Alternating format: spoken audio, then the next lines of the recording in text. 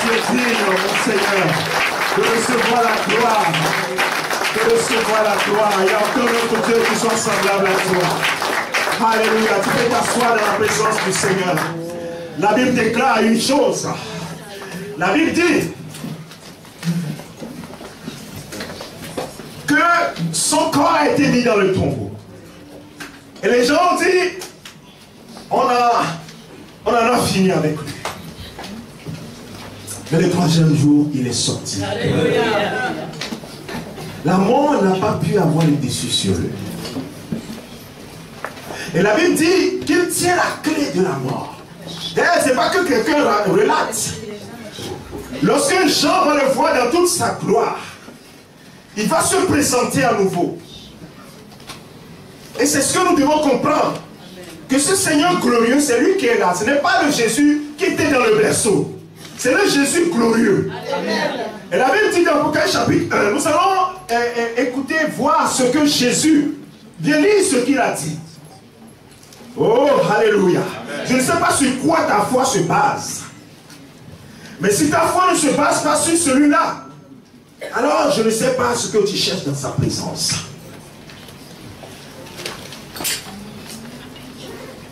La Bible dit, tu vas nous projeter le verset 16, Apocalypse chapitre 1 plutôt, verset 16 au verset 18. Pour juste couper, tu peux lire à partir un peu plus haut. La Bible dit qu'il avait dans sa main droite 7 étoiles. De sa bouche sortait une épée aiguë, à 2 tranchants. Et son visage était comme le soleil lorsqu'il brille dans sa force. Quand je le vis, ces gens qui relatent ces faits, il dit quand je le vis, je tombais à ses pieds comme mort. Il posa sur moi sa main droite en disant, ne crains point. Ne crains point. Pourquoi tu ne dois pas craindre? J'étais mort. Il dit, d'abord, il dit, je suis le premier et le dernier. Tu ne dois pas craindre parce qu'il est le premier et il est... Il est le premier et il est le dernier. Il dit, et le vivant. Nous sommes mortels, n'est-ce pas? Nous avons peur de la mort. Il dit, moi je suis le vivant.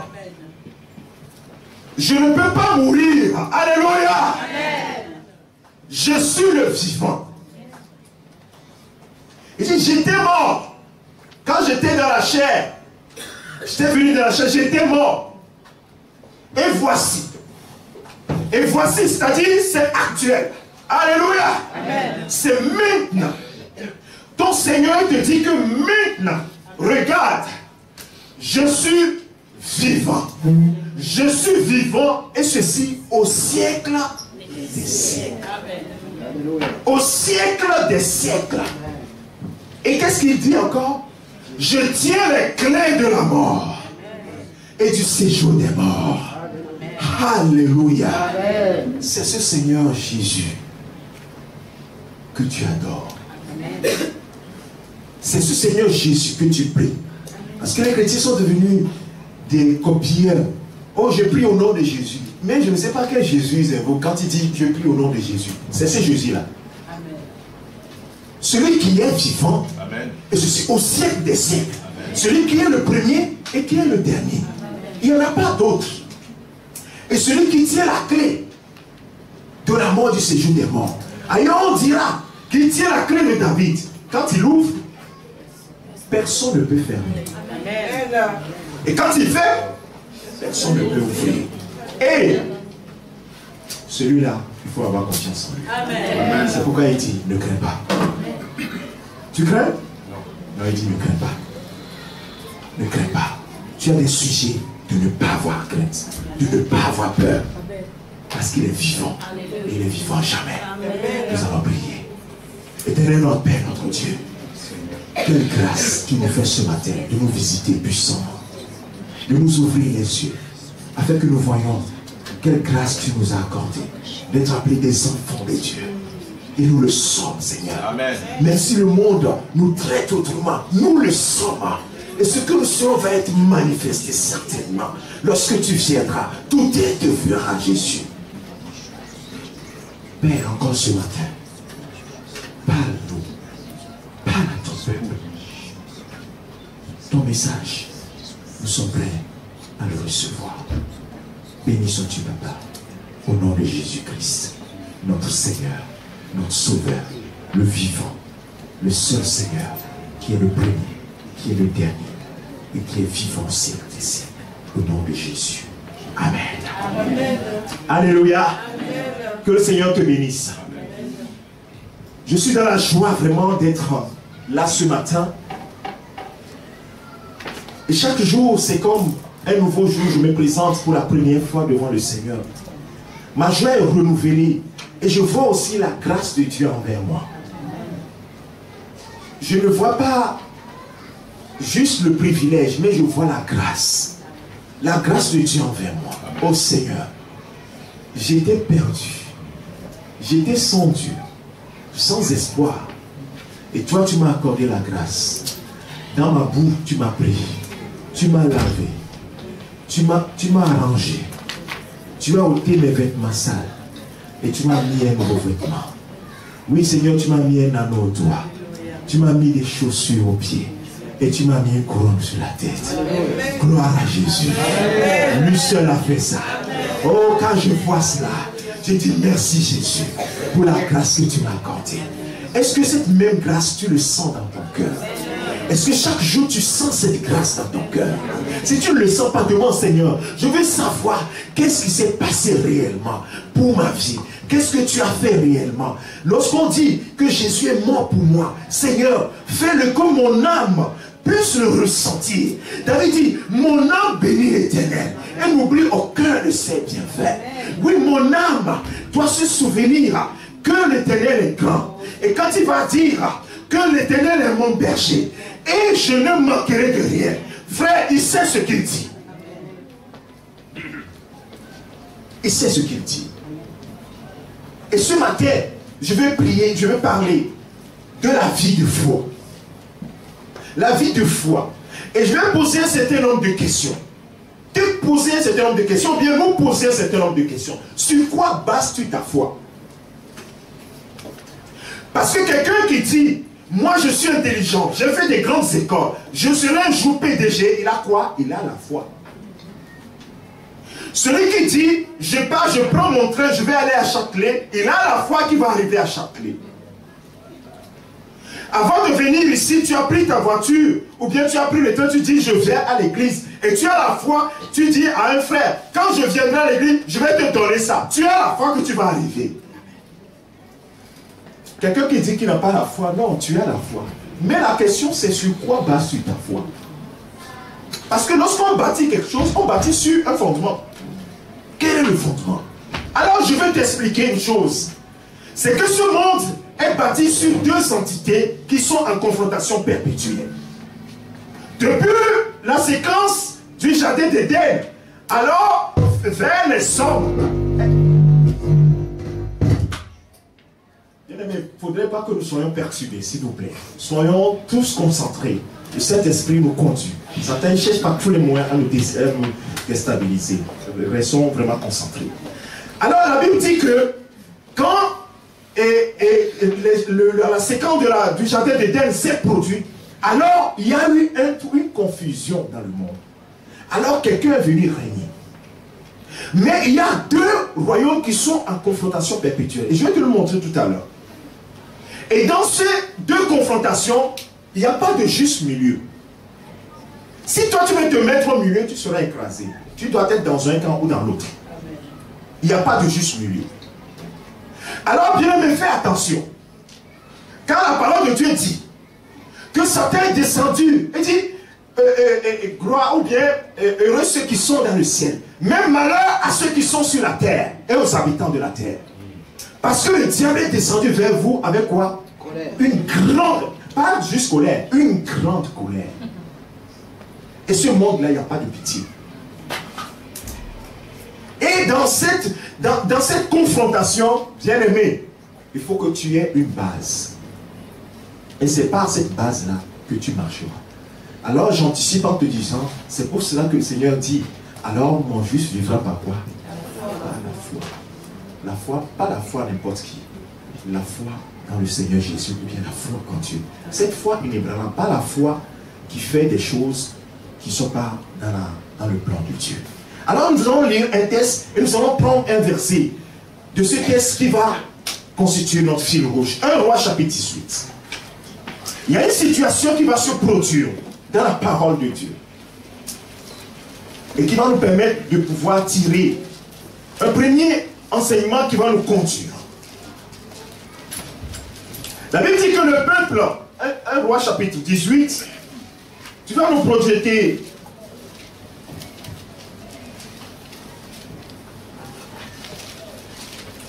le verset 20 au verset 21. Oh bien-aimé, ce matin j'aimerais que tu sortes d'ici complètement renouvelé dans ton intelligence. La Bible dit dans le verset 20, Akab envoya des messagers vers tous les enfants d'Israël. Et il rassembla les prophètes à la montagne du Carmel.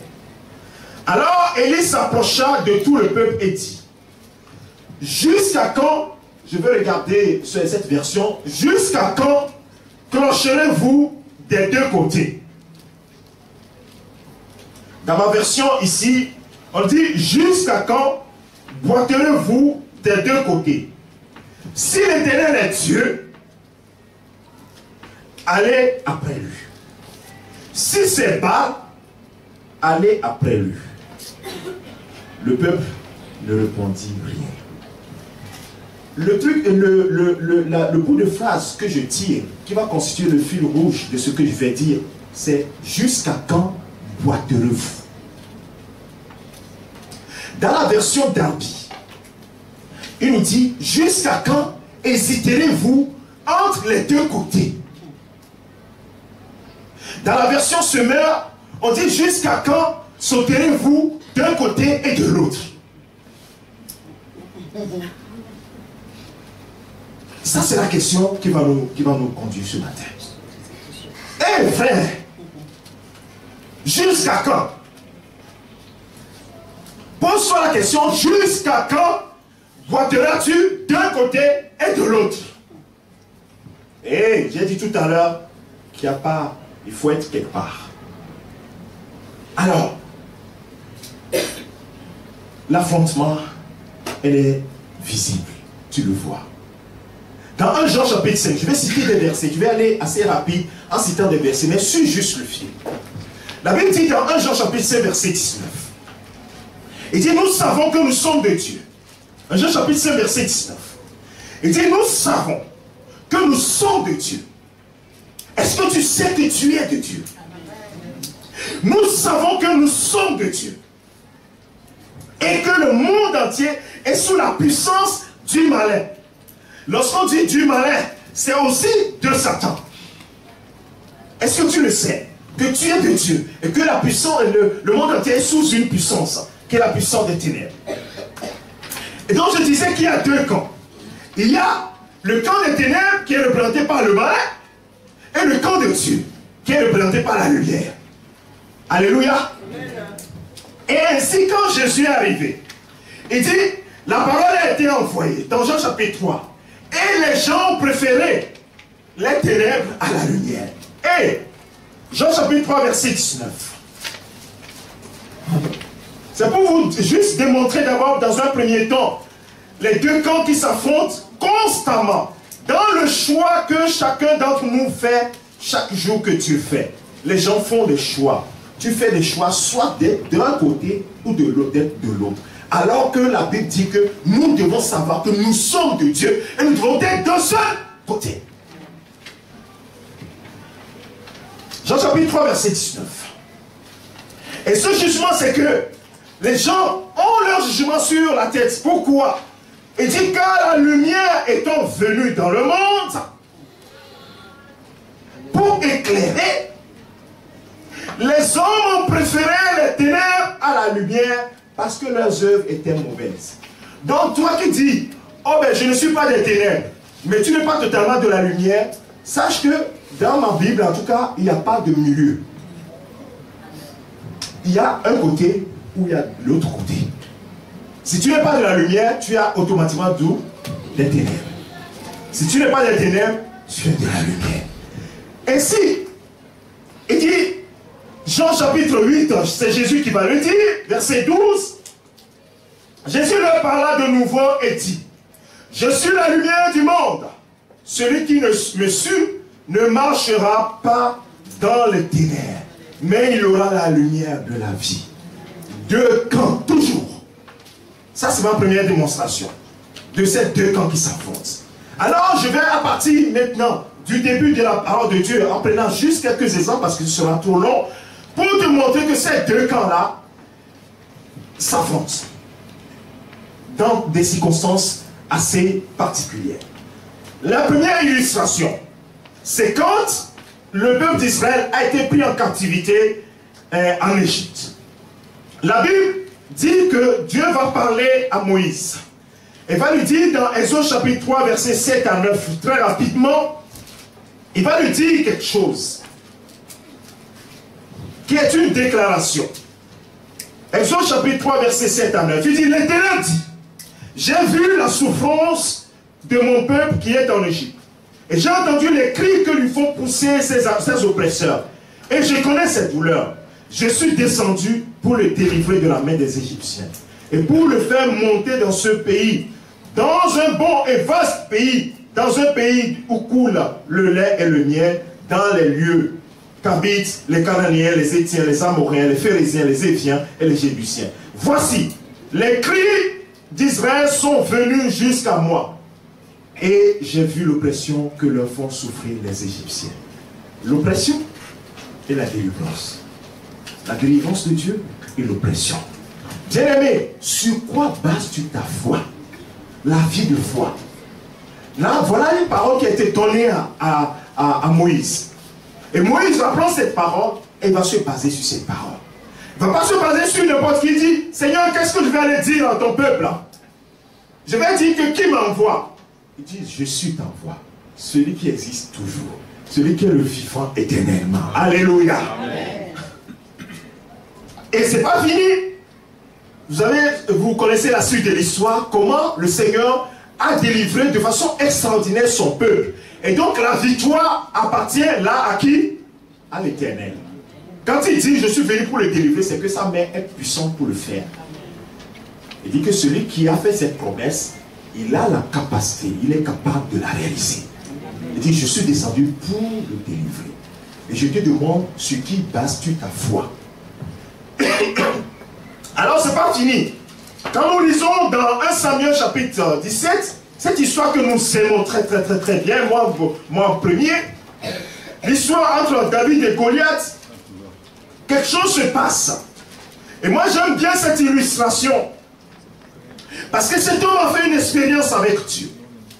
Sur quoi base-tu ta foi? Il a fait une expérience avec son Dieu. Jusqu'à ce que cette expérience prenne corps en lui. Quand tu marches avec Dieu, frère, si la parole, Dieu ne crée pas quelque chose en toi, la Bible dit que jusqu'à ce que Christ soit formé en nous, il faut que quelque chose soit formé en toi. Et ce jeune homme-là, dans le secret de sa vie, avait quelque chose qui a été formé en lui. Et quand il arrive sur le champ de bataille, la Bible dit que ses frères, avec Saül à la tête, étaient pendant 40 jours en face d'un Philistin et reculait à chaque fois. Il vient, il voit le spectacle, il dit non, il y a un problème. Le camp auquel j'appartiens s'appelle le camp de Dieu. Le camp auquel appartient le Philistin s'appelle le camp des ténèbres. Je vous ai dit, deux camps s'opposent. Mais comment se fait-il que nous, le camp de Dieu, nous pouvons reculer devant les ténèbres? Il y a quelque chose qui ne va pas. Alors, il ne s'agit pas seulement de déclarer je suis enfant de Dieu. Il ne s'agit pas de déclarer je suis un homme de... Je suis dans la foi chrétienne. Non. Qu'est-ce qui est formé en toi? C'est dans la confrontation qu'on va voir si tu es vraiment un homme dans la foi ou tu n'es pas dans la foi. Et je veux t'assurer déjà que si tu n'as pas quelque chose formé en toi, tu vas reculer. Et plusieurs d'entre nous sont en train de reculer. Même le petit démon qui circule devant eux, ils sont en train de courir. Et pourtant, ils disent qu'ils sont dans le camp de Dieu. Il y a un problème. Jusqu'à ce que David arrive. Dans 1 Samuel chapitre 17, verset 34 à 37.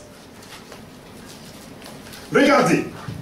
David va dire au roi, qui est censé être le chef de l'armée, qui est censé donc donner du courage à cette armée, et pendant 40 jours, ils étaient en train de reculer. Et voilà le petit Samuel, le petit David, qui va maintenant commencer par dire au roi ce qu'il faut pour avoir cette confiance, cette foi inébranlable dans le Seigneur. Il dit, David dit à Saül, ton serviteur faisait perdre les brebis de son père.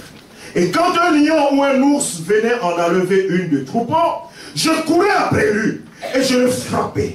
Et j'arrachais la brebis de sa queue. S'il se dressait contre moi, je le saisissais par la gorge et je le frappais et je le tuais. C'est ainsi que ton serviteur a terrassé le lion et l'ours. Et il en sera de même du Philistin, de cet incirconcis, comme de l'un d'eux, car il a insulté l'armée du Dieu vivant. Alléluia.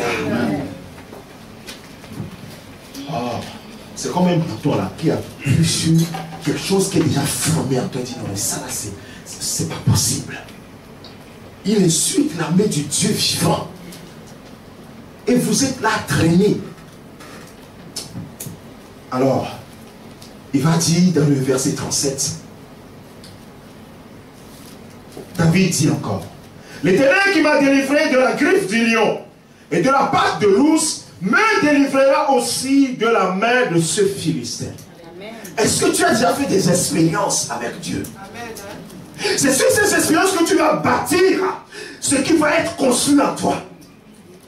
Alors regarde, si tu oublies à chaque fois que Dieu a accompli quelque chose, tu rends témoignage, oh mon Dieu est grand, mon Dieu est grand. Le lendemain, tu as tout oublié. Et tu pleures, oh Seigneur, tu m'as abandonné. Il y a un problème. Sur quoi bases-tu ta vie? La vie de foi, c'est basé par des choses que le Seigneur fait avec nous. Nous croyons tous ici que Dieu nous a pardonné nos péchés. C'est vrai ou c'est faux? Amen. Nous croyons tous que Christ est mort et qu'il est ressuscité. C'est vrai ou c'est faux? Est-ce que tu étais là le jour-là ou pas? Non, tu n'étais pas là. Mais tu crois. Alors, ça c'est la première pierre, n'est-ce pas? Alors bâtis dessus. Bâtis dessus. Amen. Pourquoi à chaque fois, oh Dieu m'a abandonné, oh Dieu ne me voit pas, je souffre trop, je fais ceci trop. Tu es dans quel camp au juste? Le camp de la victoire ou le camp de l'échec? Alors David va leur dire cela. Quand nous voyons le verset 47 au verset 45 à 47 rapidement, David dit aux Philistins, maintenant on va faire face à celui qui était l'adversaire. Donc je disais bien deux camps qui s'affrontent, n'est-ce pas? Il va dire à l'autre camp, tu marches contre moi avec l'épée et la lance et le javelot. Et moi je marche contre toi au nom de l'Éternel des armées, du Dieu de l'armée d'Israël, que tu as insulté. Je marche devant toi avec ce Dieu, vers toi avec ce Dieu-là, au nom de ce Dieu-là. Alors quand tu marches, frère, quand tu pries, au nom de qui tu pries? C'est pourquoi je t'ai dit que le Jésus que tu appelles, quand tu dis au nom de Jésus, je ne sais pas lequel. Est-ce que c'est le Jésus de Apocalypse chapitre 1 ou bien c'est un autre Jésus? Un autre Jésus qui est le Jésus qui peut échouer et qui peut aussi gagner. Non. Écoutez très bien. La Bible dit, aujourd'hui, l'Éternel te livrera entre mes mains. Je t'abattrai. Je te couperai la tête. Aujourd'hui, je donnerai les cadavres du camp d'Israël, de Philistins, aux oiseaux du ciel et aux animaux de la terre. Et toute la terre. Et toute la terre. Et toute la terre, alléluia, saura qu'Israël a un Dieu. Les gens doivent savoir que tu es un Dieu. Oh frère, réveille-toi. Réveille-toi, frère. Tu es dans quel camp? Tu es dans quel camp? sais? Ou bien tu es dans le camp d'Israël. Et il dit dans le verset 47, et même toute la multitude, aussi bien mes grands frères qui sont là, mes frères aînés qui sont là dans l'armée, et le roi lui-même, ils sauront, et même tous les autres peuples sauront que ce n'est ni par l'épée, ni par la lance que l'Éternel sauve, car la victoire appartient à l'Éternel. Alléluia! Oh! La victoire appartient à notre camp.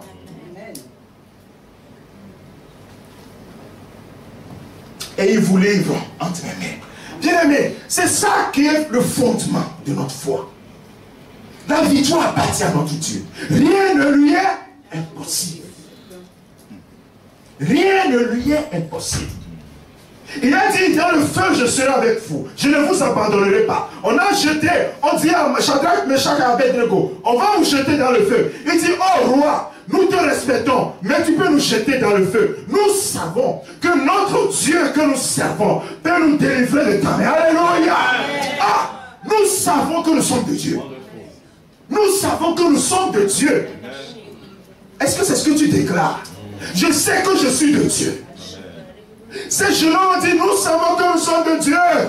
Tu peux nous jeter dans le feu. Nous savons qu'il peut nous délivrer. Et même s'il ne nous délivre pas, roi, nous n'allons pas nous prosterner devant ta face. Nous allons être dans le seul camp. Nous n'allons pas boiter à gauche ni à droite. Parce qu'on leur disait de boiter aussi de l'autre côté. Ils ont dit, niet. Alléluia.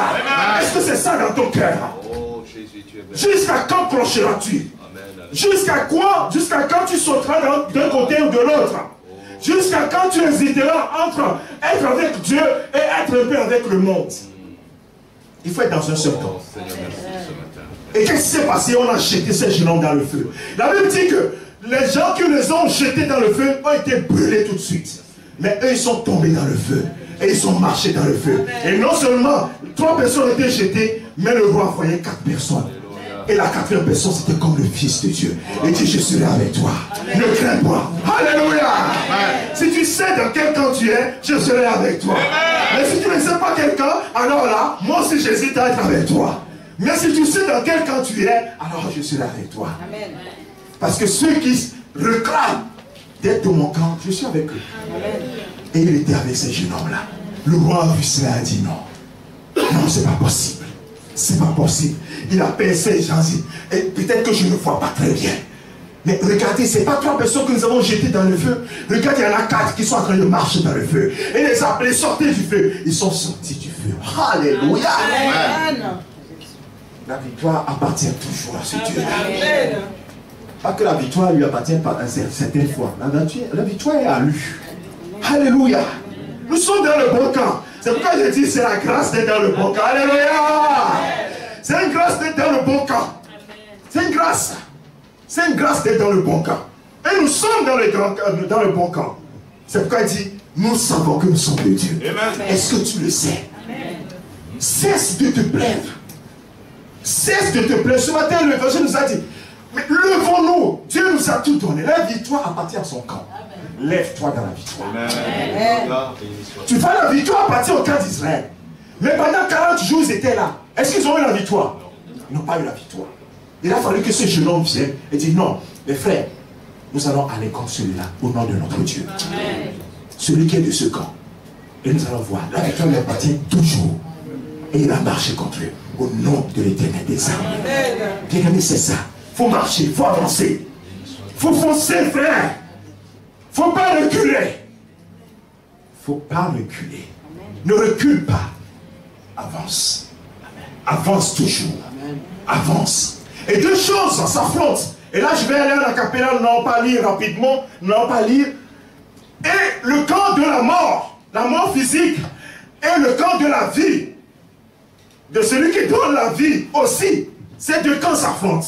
Et c'est ce qui s'est passé dans Jean chapitre 11, avec la mort de Lazare. Vous voyez, la mort physique a eu le dessus sur Lazare. Lazare est mort.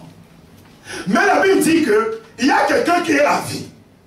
Et qui vient, qui dit, mais pourquoi avez-vous peur? Je suis la résurrection et la vie. Alléluia. Si quelqu'un croit en moi, même s'il est mort, il sera vivant. Et si quelqu'un croit en moi et qu'il vit, il ne mourra pas. Quelque chose comme ça, je paraphrase. Mais simplement pour dire, devant la mort, j'ai une solution. Amen. Devant la mort physique, j'ai une solution pour la mort physique. Et la Bible dit qu'il a dit ôtez la pierre. Ôtez la pierre. Martin dit, mais Seigneur, il sent déjà, mais qu'est-ce que tu dis? Ne t'ai-je pas dit que si tu crois, tu verras la gloire de Dieu? David, il a cru. Et il a remporté la victoire sur Goliath. Ne t'ai-je pas dit que si tu crois, tu verras la gloire de Dieu? Il a dit, Lazare, sors! Oh, la vie a parlé. Il dit, voici, je suis vivant. La vie a parlé. Le mot est sorti ou n'est pas sorti? Amen. C'est toi-même qui l'a dit, hein? Il est sorti. Il est sorti du tombeau.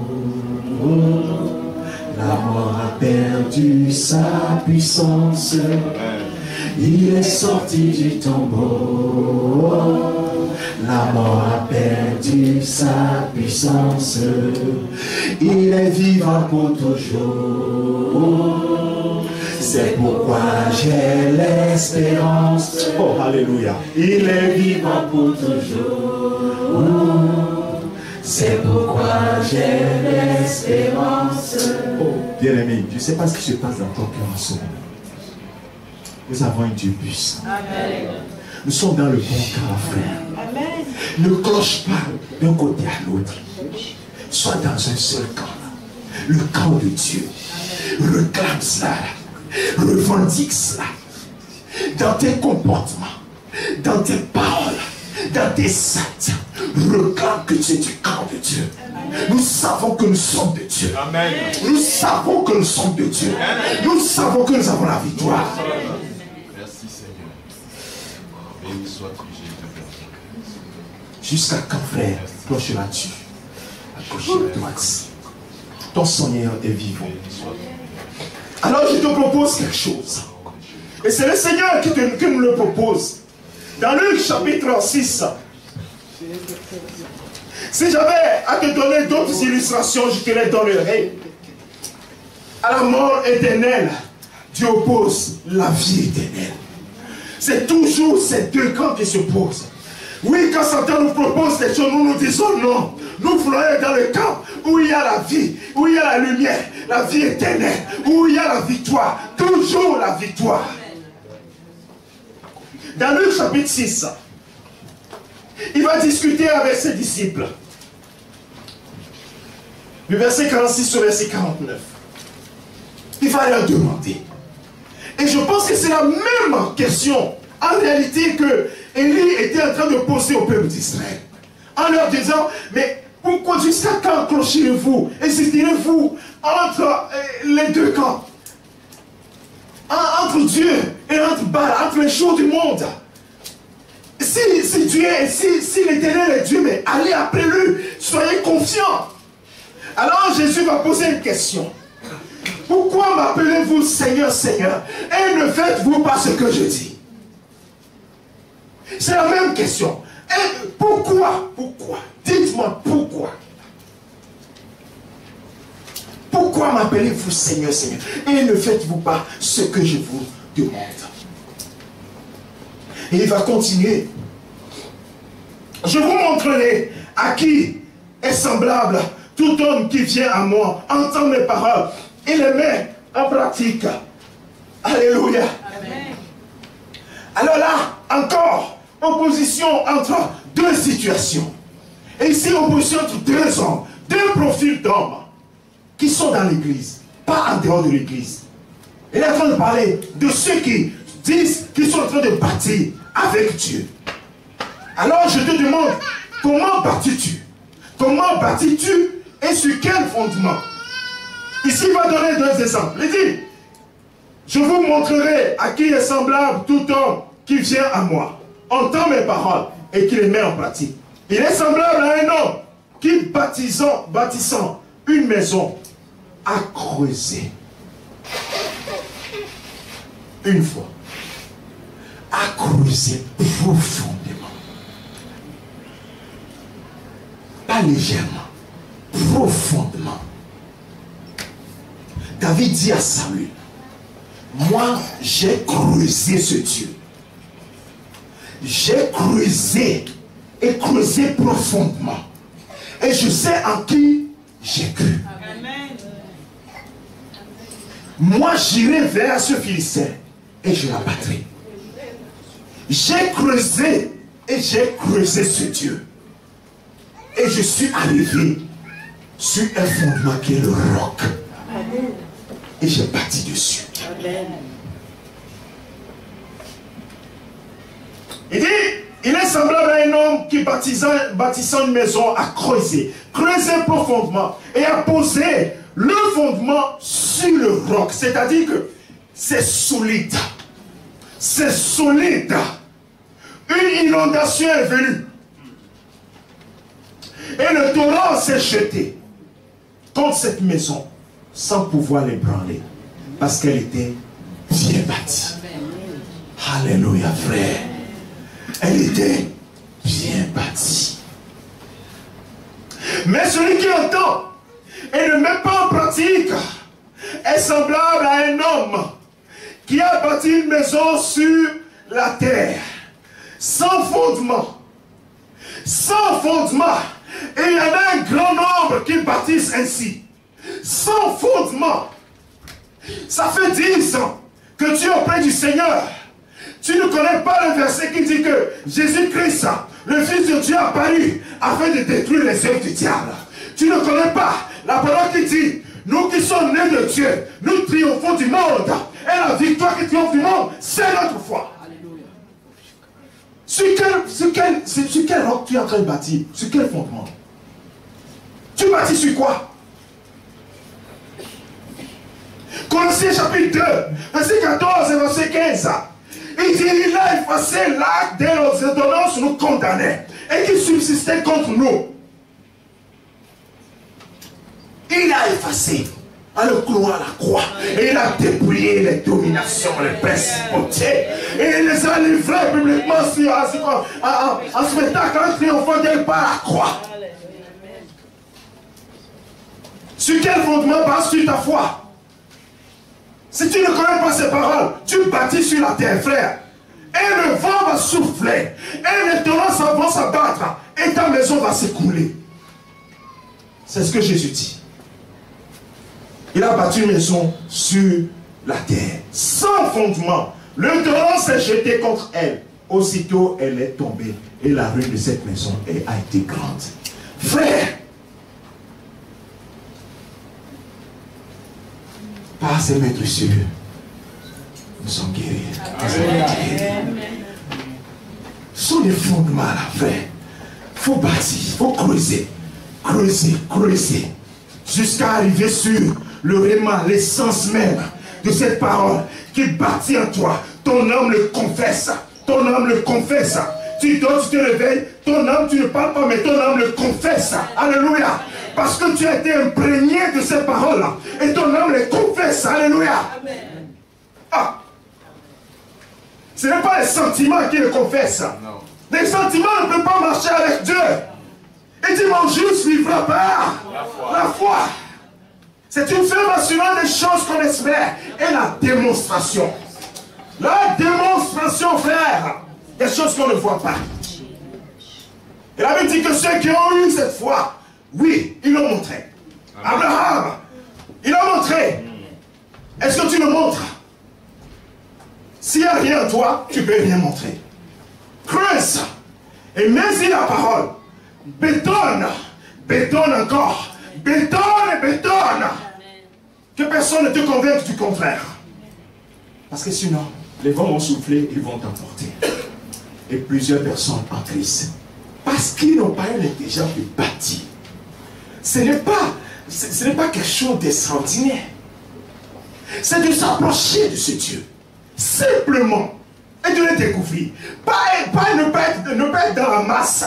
Oh, nous sommes dans la masse. Oh, si on nous dit de prier, on va prier. Si on ne nous dit pas de prier, nous n'allons pas prier. Non, va devant ton Dieu. Dis, celui qui s'approche de moi, je m'approche de lui. On l'avait entendu ce matin. Celui qui me cherche, je me révèle à lui. Dieu n'est pas découvert. Il faut le savoir. Jérémie chapitre 29. Verset 13-14, il dit, quand il parle de, je connais le projet que j'ai fait sur toi, un projet de bonheur, ainsi de suite, les gens, ils s'arrêtent là. Il dit non, vous me chercherez, vous me trouverez. Si vous me cherchez de tout votre cœur, quoi, je me révélerai à vous de tout votre cœur. Est-ce que tu le cherches? Est-ce que tu creuses? Creuser profondément, c'est le chercher. Est-ce que tu le cherches, frère? Alors je conclurai par les 2 versets que j'ai cités. J'ai cité ce verset tout à l'heure. Et moi j'aime bien ce verset. Je vais le lire. 1 Jean chapitre 5, versets 4 et 5. Oh, c'est un fondement. Oh, c'est un fondement solide. Un fondement solide. Un fondement solide. Solide. Car tout ce qui est né de Dieu triomphe du monde. Amen. Tout ce qui est né de Dieu triomphe du monde. Seigneur, comme je suis né de toi, je triomphe du monde. Et la victoire qui triomphe du monde, c'est ma foi en toi, Seigneur.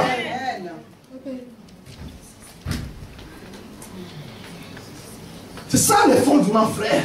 Ce n'est pas ce que moi je pense. Oh, moi je pense que Dieu peut faire, il ne peut pas le faire. Oh, moi je pense que nous pensons trop. Basons-nous sur la parole de Dieu, un point trait. La victoire appartient à l'Éternel, un point trait. Je ne réfléchis pas. Tu réfléchis à quoi? Il dit qu'il est vivant. Il est le premier, il est le dernier. Et toi, tu es qui? Lui, il est le premier, il est le dernier. Il était mort, il est ressuscité. Mais toi, tu n'es pas encore mort. En tout cas, tu n'es pas encore mort physiquement. Lui, il a expérimenté tout ça et il tient la clé de la mort du séjour des morts. Il te dit, ne crains pas. Mais tu crains. Il y a un problème. Vous voyez, c'est pour cela qu'il te donne une autorité. Il dit, celui qui est dans mon camp, il a autorité. Il dit, nous triomphons du monde.